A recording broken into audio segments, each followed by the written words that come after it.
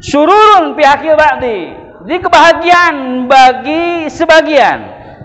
Ghumumun fi ba'di. Kemudian kebingungan bagi sebagian lagi.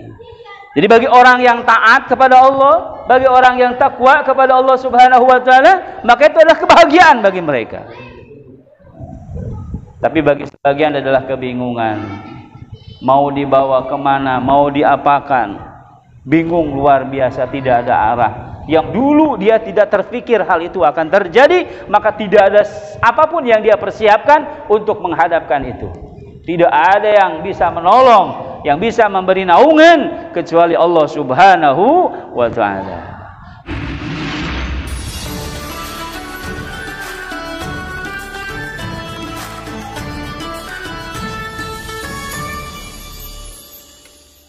Bisa dibayangkan antum ketika datang waktu itu, bumi mengeluarkan apa yang ada di dalamnya?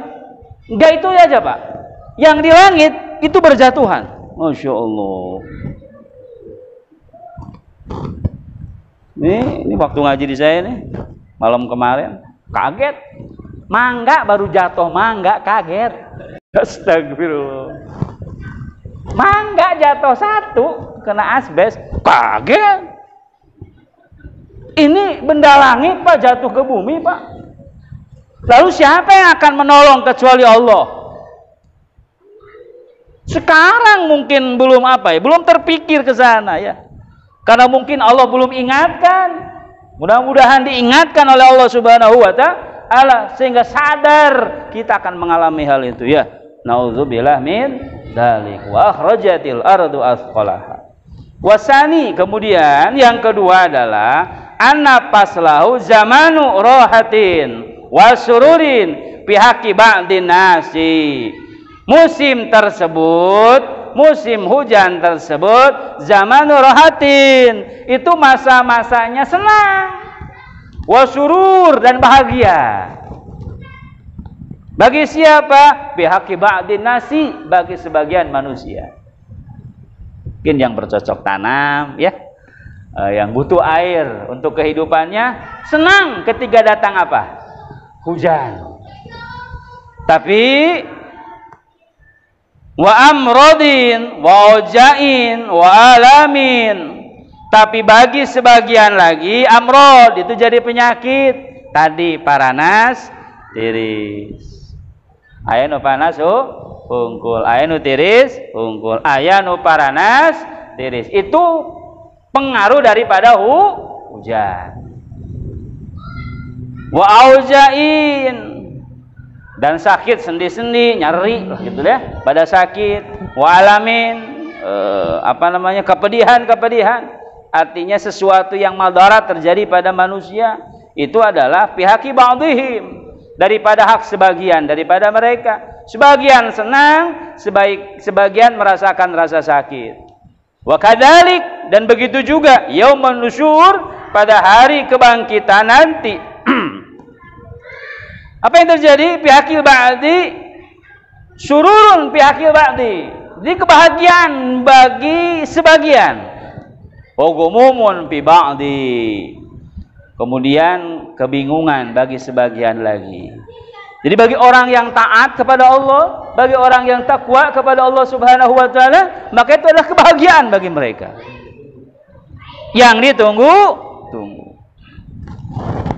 Udah nggak sabar pengen masuk surga orang mah. Ya enggak? Udah nggak sabar pengen masuk surga, pengen bersama-sama baginda Nabi Muhammad sallallahu alaihi wasallam. Kita duduk di sini ini adalah menunggu saatnya, ingin kita bersama baginda Nabi Muhammad sallallahu alaihi wasallam, maka kita istiqomah dalam ajaran baginda Nabi Muhammad sallallahu, kita istiqomah dalam ajaran Nabi Muhammad sallallahu alaihi wasallam. Tapi bagi sebagian adalah kebingungan. Mau dibawa kemana, mau diapakan. Bingung luar biasa, tidak ada arah.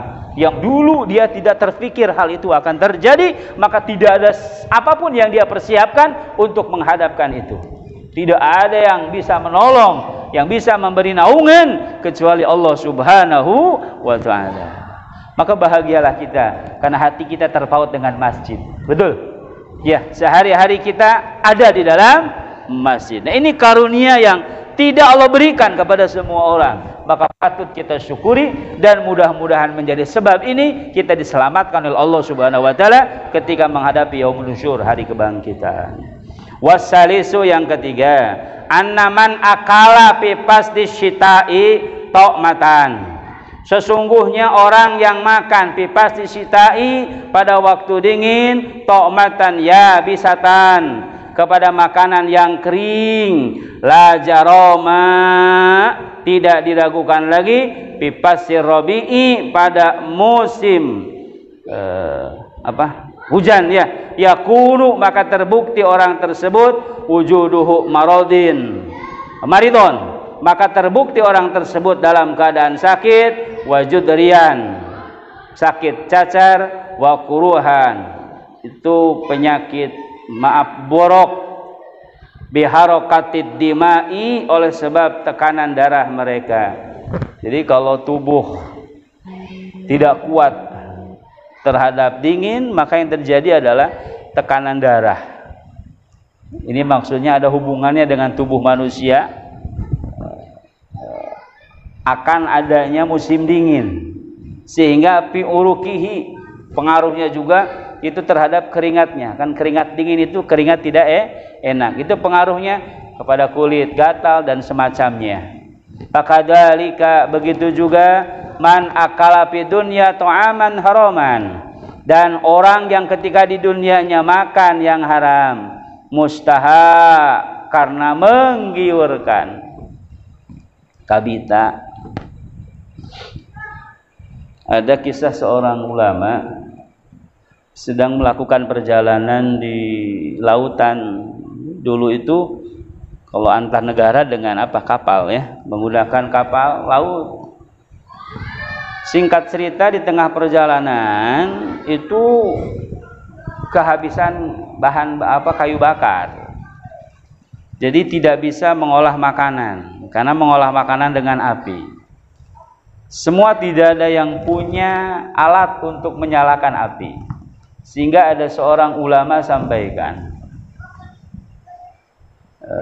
kalau katakan ada yang bawa korek api, semua jawab tidak. Coba kamu ke sini, katanya. Kamu ke sini. Kata kiai itu ya, kata ulama itu. Coba kamu ludahi itu kayu bakar.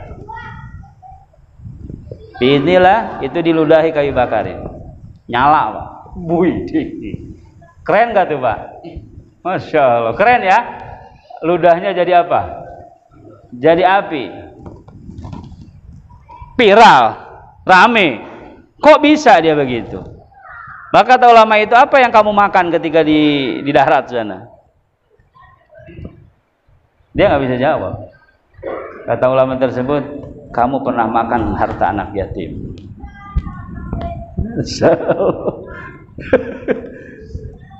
Iya, dia ketika hidup sebelumnya di darat itu makan harta anak yatim, dan itu menjadi api di perutnya nanti. Tapi bukan begini lagi Bapak, biar jago nih. Enggak, itu ulama menunjukkan gambaran bagi orang yang makan harta anak yatim, itu nasibnya nanti akan seperti itu. Di situ tobat orang tersebut, minta ampun sama Allah Subhanahu wa taala, dan menyelamatkan orang yang ada di mana? Yang ada di kapal tersebut, karena bisa ada persediaan makanan sebab itu. Kalau Allah mau ya dari hal begitu jadi baik. Insyaallah dengan izin Allah orang yang maksiat jadi tobat. Ya, dengan kemaksiatannya jadi manfaat bagi yang lain, bahkan jadi pelajaran bagi yang lain. Begitulah bahayanya memakan sesuatu yang haram. Kalau sesuatu yang haram mengalir dari darah seseorang, maka jangan salah kata Imam Ghazali rahimahullah, kalau perbuatannya pula perbuatan yang haram. Jadi kan ini ciri, Pak. Kok dia suka maksiat? Jangan-jangan apa yang dia makan? Atau enggak kita nih suka apa? Suka maksiat. Ini apa yang salah yang saya makan sebetulnya? Kita periksa dengan baik. Jangan-jangan ada sesuatu yang haram dimakan dan mengalir dalam tubuh kita. Nah, ini yang akan terjadi, dikatakan bahwasannya orang yang makan yang haram ketika di dunianya karena tergiur gitu ya terhadap yang haram tersebut, fayakuna yauman nusyuri, maka terbukti perbuatan itu nanti pada hari kebangkitan mu'adzaban, itu akan menjadi siksaan, wa dalilan, akan menjadikan kehinaan, bahkan wa khaiban, akan menjadi kemalangan bagi mereka. Nauzubillah min dzalik. Warabi'ah, yang keempat, insyaallah kita sampaikan 5 dulu ya, sebagian.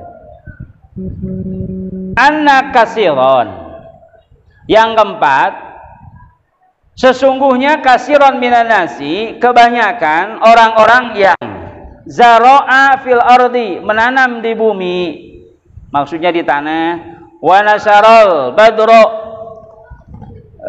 menebar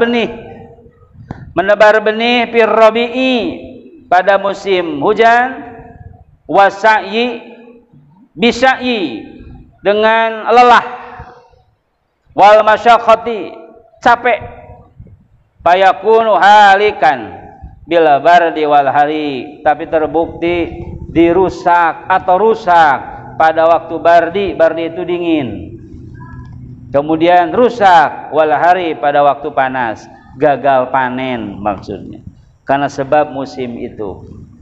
Fayakunu, maka terbukti sahibuhu mahruman, maka pemilik tanah tersebut yang menebar benih tersebut mahruman, akan terhalang dari mengetamnya, memanennya, bahkan wa ma'yusan, dia itu putus asa. Maka bagi orang yang usahanya daripada bercocok tanam, itu kalau udah untung Pak, beli mobil, beli rumah. Itu kebetulan kan saya mertua di Garut ya, punya teman juga dari Garut.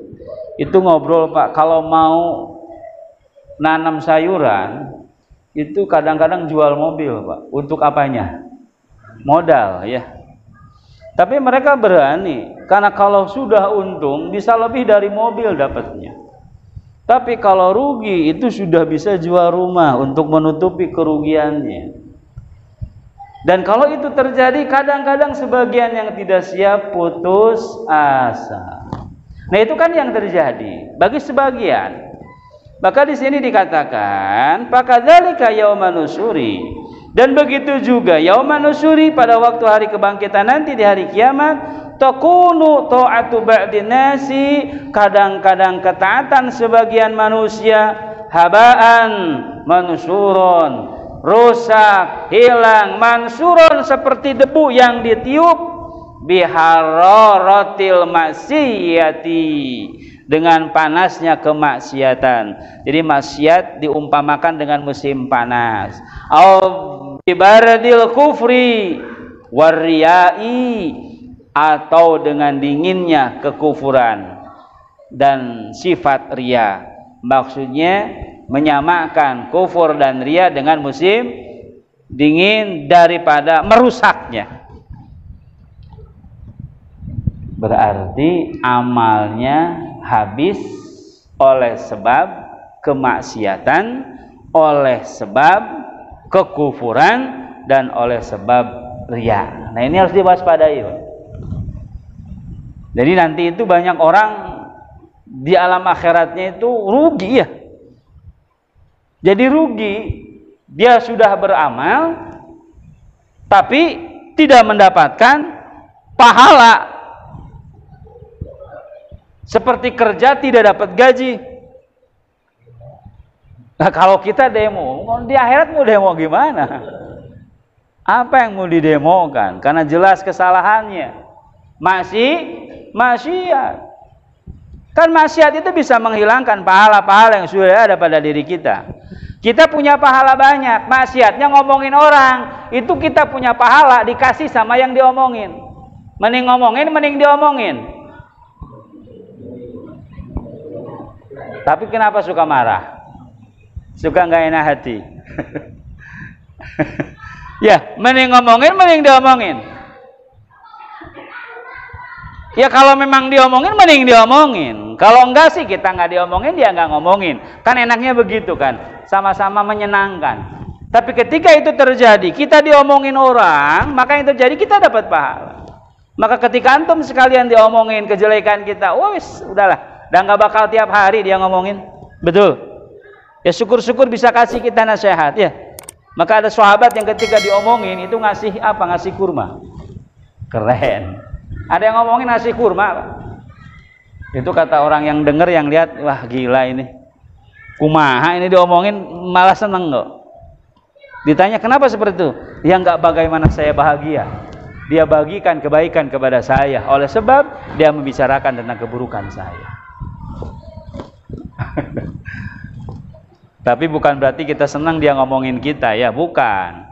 Bukan. Itu maksudnya kita jangan ngomongin orang. Jadi jangan salah paham. Jadi bukan maksudnya kita senang diomongin orang, bukan. Maksudnya kita jangan ngomongin orang.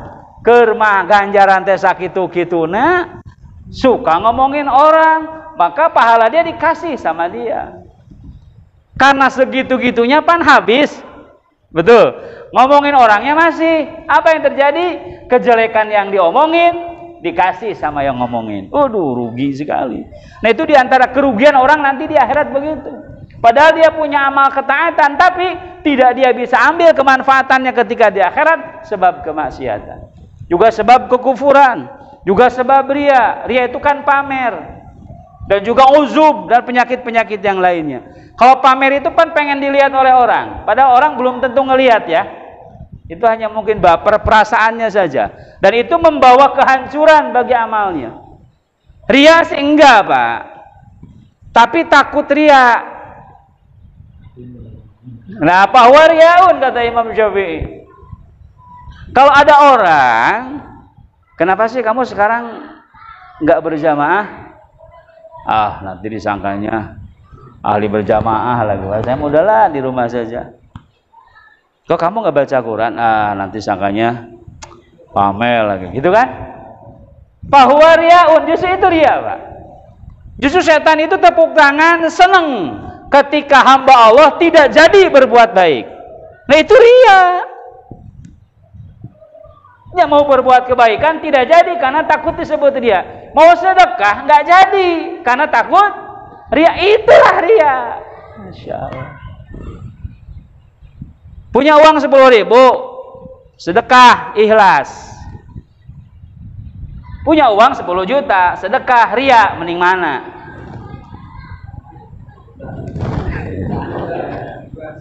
Gaya. Mending 10 juta ikhlas. Ya bagus. Semangat dantu, Pak. Lebih baik, bukan nyuruh nih ya, lebih baik ria tapi 10 juta. Punten ya, punten ini. Ada yang meminta-minta dikasih 10.000. Oh, terima kasih. Gitu kan? Taruh. Sini Mas. Nih. Apa yang buat kamu? Dilihat 10 juta. Apa yang ekspresinya bagaimana? Alhamdulillah ya Allah, mudah-mudahan dosanya diampuni ya Allah, kebaikannya diterima ya Allah, dilipat gandakan pahalanya ya Allah. Orang yang begitu dijabah sama Allah. Yakin dijabah, tulus Pak, doainnya tulus. Dosanya apa tadi? Dosanya ria kan? Dimintain ampun sama Allah, diampuni dosanya, dan manfaatnya lebih besar daripada 10.000.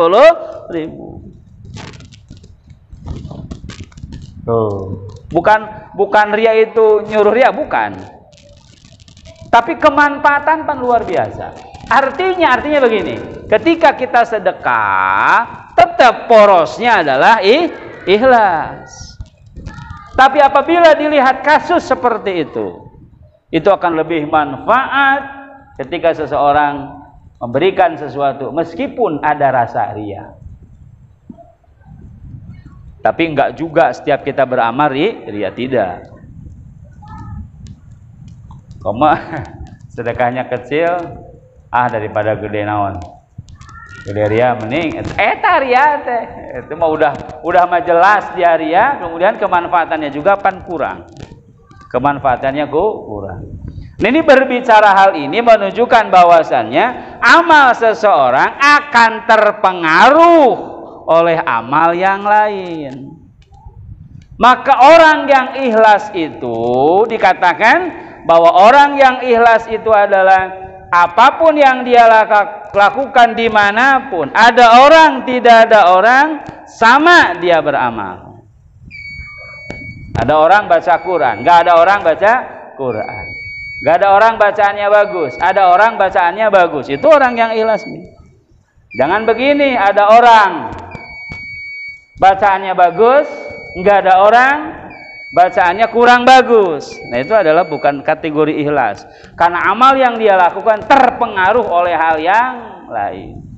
Nah, kadang-kadang kita tidak sadar, ternyata amal ini bisa menghancurkan amal kita. Yang lebih bahaya lagi adalah ujub, Pak. Sebagai penutup, Pak, kalau ujub ini adalah ingin dilihat orang sih tidak, tapi hatinya merasa bahwa dia itu baik. Alhamdulillah, Ustaz, saya mah hujan-hujan juga. Perasaan ya, alhamdulillah. Meskipun hujan saya datang. Ini mah yang dekat. Padahal hujan segini nggak datang. Kata saya dalam hati, itu teh ujub. Jadi perjalanan saya dari sana sampai sini nggak ada pahala.